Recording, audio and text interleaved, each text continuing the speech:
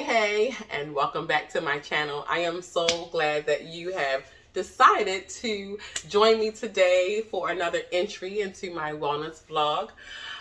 Let's get well. So much meaning behind that. But today we're going to discuss consistency. That's the name of the game. We're going to jump right into it. But before I kind of get there, I just want you to take a look here for a second while we're talking about consistency. What you're looking at over here is my workouts and how consistent I have been with my workouts. Obviously, this would be from the Peloton app. But what you're looking at is all the blue dots. The blue dots is very significant. It tells you that I have tapped into that app every day.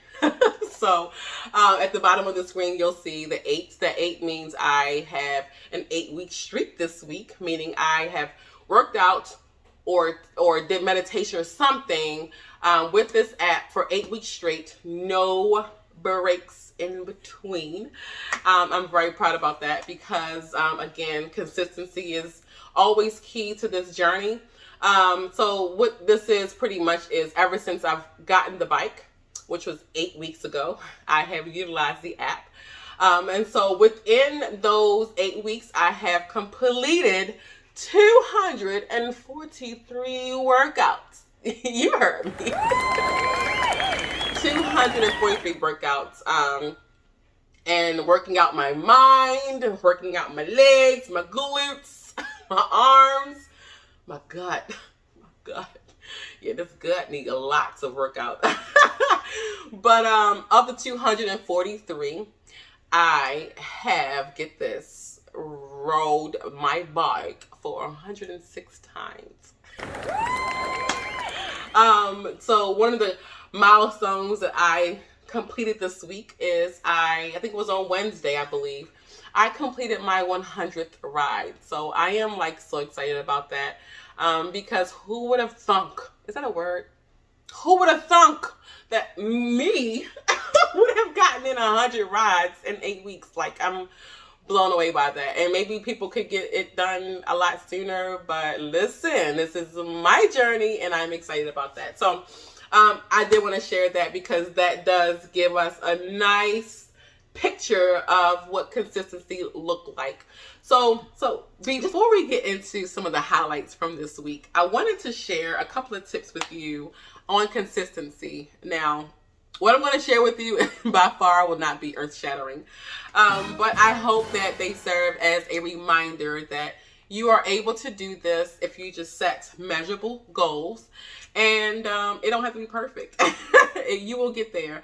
Consistency, it takes time to build on consistency. So let's just get into it. So the first tip would be to choose a goal that you know you can stick with, something that you are passionate about, something that you really want to see it through. Choosing something that you kind of lackluster about, you're probably not going to see it through to the end. So I would suggest picking something that this is something that I need to get done. I have a desire for this, and you're more likely to stick to it and be more consistent to be consistent at it than not. The next thing I would say is, if it's something that you're going to choose, that's grandiose or something that's really big, it's okay to have big goals, and it's okay to be bold and think outside of the box, right? But if you're going to have this like big goal over here, it might make sense to you to actually build on that. So build to get to that point. What I mean is just creating little mini goals along the way, and actually like celebrating your wins with those mini goals, and then you'll eventually get to your bigger goal of consistency on whatever it is that you're looking to do. So let's just say, for instance, you want to be consistent in eating perfectly clean for 7 days out of the week. Let's just say. But today you don't, right? Today you kind of eat a little bit of everything. So would you say that you would want to dive into it head first and go cold turkey all clean, you probably wouldn't be that successful. I'm not saying that you wouldn't, everyone wouldn't be. I'm speaking about myself. Like I have to like build on that. So I would have to, take many steps to get to that 7-day stretch that I'm looking to get to, which leads to my third tip, which is create a routine. So a routine, doesn't have to be something that you do every single day. A routine can be just that, something that you decide on. If you say 3 days out of the week, I'm going to work toward 7 days a week, but I want to go ahead and start off with 3 days a week. So I want to be consistent in eating clean for 7 days out of the week. Maybe what I should do first is start off with maybe eating clean 3 days out of the week. And then we'll work our way up to that goal. That way you're allowing yourself to get your mind right, feel all your feels, get it all out your system, get over those hurdles, and then you can kind of add on. Maybe you add on the 4th day of eating clean and a 5th day before you can get to the 7th day. So that's just my suggestion on that. So creating a routine. And the next thing I would say would be rewarding yourself. So, piggybacking off of that last tip, if you say you're going to do it for 3 days, eat clean, then maybe you will reward yourself maybe one of those days, 1 day out of the week, and you'll say, okay, I'm going to go ham. No pun intended. Not eating clean. I'm going to go ham this day and,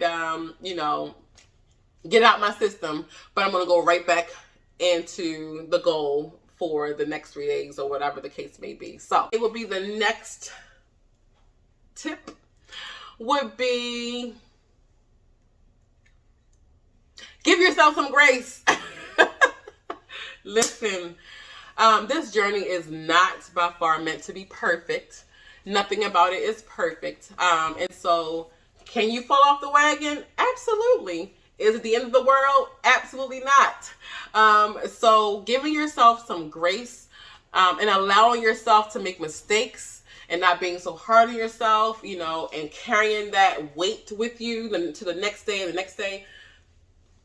Give yourself some grace. Forgive yourself. And I always, pretty much live, if I was blessed, God's willing to see another day, that is another day that I can make things right.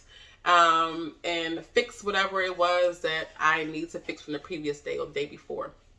And so, you may not be able to cancel out the prior day's mistake altogether. But you don't have to carry it with you. And also, it could be used as a learning experience for you, to catapult you to, whatever the next goal or the goal you're trying to get to. You mess up at work.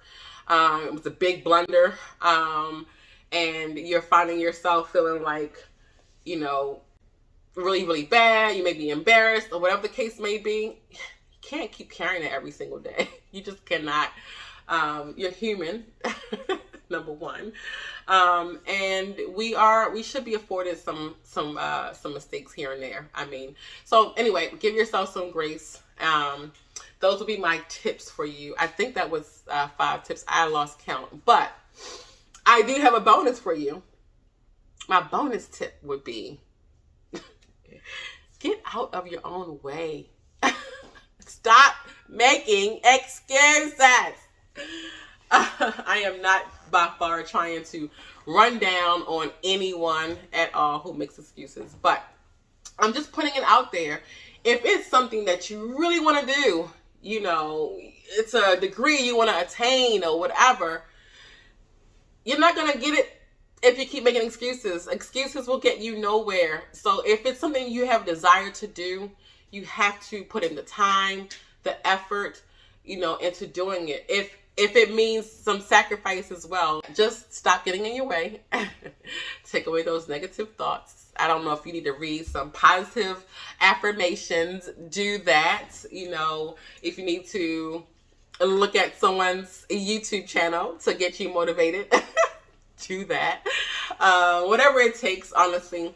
to get you to a place where you are really just content in where you are at that moment. So anyway, I hope those tips have helped. Right now I want to pivot into some of the highlights for this week. So actually I had quite a bit of highlights for this week that I like to share. So of course, this is the week of my 100th ride. I can't forget that. And with that, one of the things that I did this week that I had never done before, actually a couple things. First is I took 2 live rides. I had never taken a live ride in the 8 weeks that I've had my bike. I've always just done on demand. And so it was a nice experience to be able to take something live, like, with thousands of other people. And then and be able to just kind of like be in the moment with everyone else all at the same time. So that was pretty dope. Everybody's high-fiving you.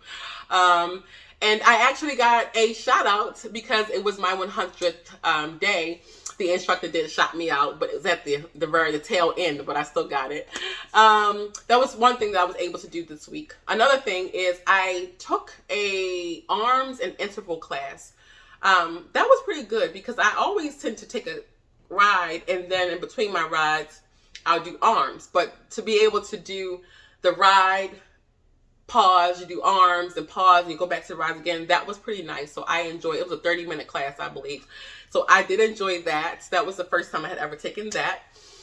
Another first for me this week was I decided to take a foam rolling class. And let's just say I have some work to do. I was on the floor more than I was on the roller. That should tell you a lot. I could probably do a blooper reel on me on the foam roller. I mean, I know it's probably kind of essential to kind of get those kinks out, but that thing is not as easy as I thought. So I'm not quite sure how many of those classes I'm going to take, but we'll see. So those were my first. Another thing that I was able to do this week, which is a big goal for me, was I was able to pick up 3 stars this week. And I was able to, which means I was able to beat my personal record. It's a big thing in the Peloton community, so it may not mean anything to you, but I was able to beat my personal record on, one was on a 30-minute ride, which is good, a 20-minute ride, which is good, but then another one was on a 5-minute ride, so I don't know how important that was. But I got 3 stars this week, so I'm going to go with it. And then another highlight for this week is I don't have any more. That's it. I think that was all that I wanted to share. So just stay tuned so you can see a sneak peek of my work on this week. And I'll be right back. Don't you go anywhere. Kicking the week off with a Monday, I started the morning off with a 5-minute morning meditation. Later in the day, I did a 30-minute ride, interval ride that included arms as well. I also did a 15-minute disco ride that was absolutely fun. And then I ended my workouts with a 10-minute resistance band strength class. Well, Tuesday was an interesting day. I started the day off with a 5-minute morning meditation. Then I did a 10-minute HIIT cardio class. That was pretty interesting. A 20-minute pop ride, a 10-minute low impact ride, a 15-minute R&B ride. And then I ended the workouts off with a 5-minute post-ride stretch. Well, it is Friday, and I actually had a pretty light day on today. I was able to get in a 5-minute happiness meditation, a 5-minute warm-up ride, a 15-minute Tabata ride. That was pretty dope. And last but not least, I had a 15-minute soul ride. Well, we made it to Saturday, and I did a 10-minute arms and shoulder class, a 10-minute glute and leg class, a 20-minute live hip-hop class. That was dope.